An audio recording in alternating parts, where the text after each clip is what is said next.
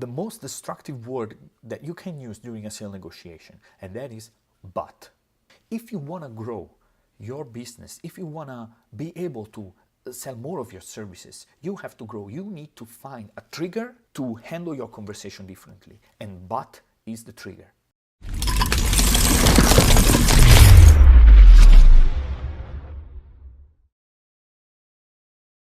So let's cut to the chase. Dealing with objection is hard. Whatever you read, the most common formula that you will realize is made of split it in two pieces. There is first a part where you empathize with the client, and another one where basically you are trying to pivot or trying to find a solution to the objection that the client just posed. These are all very important parts of it. What often goes wrong is the connection between the two.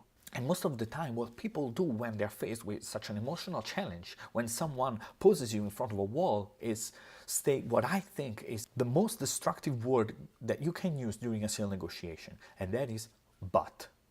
Exactly. Let it sink in. It is but. That is the most destructive word that you can use during a sales negotiation. And the reason for this is that the moment that you try to empathize with someone and then you state a but, it renders your effort meaningless.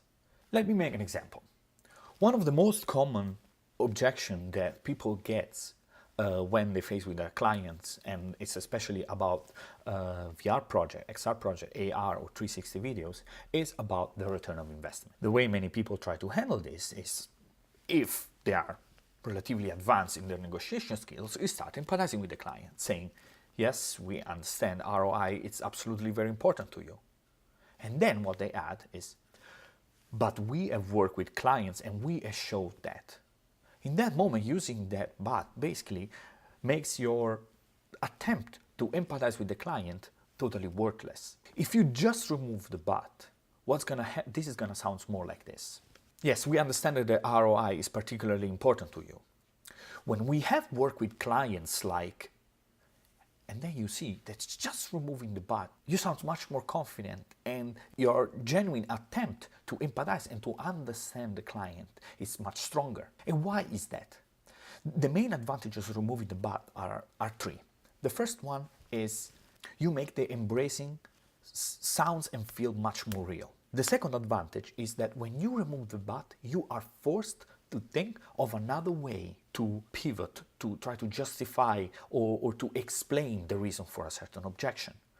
And this often results in open questions that are extremely valuable during the sales conversation. And you can actually find some on my blog that I'll link up below. And the third one, it's, I think, the greatest advantage is that if you want to grow your business, if you want to be able to sell more of your services, you have to grow. You need to find a trigger to handle your conversation differently, and but is the trigger.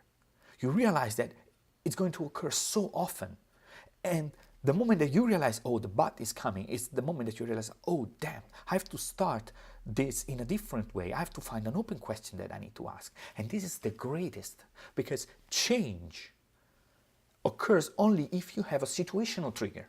If you have a reason, something that reminds you that this is not exactly the best way of doing it. The moment that you hear about, you're gonna feel that trigger, that stimulus says, oh, I have to find another way, and then you will handle that differently. After all, isn't growth the thing you're after? Personal and of your business.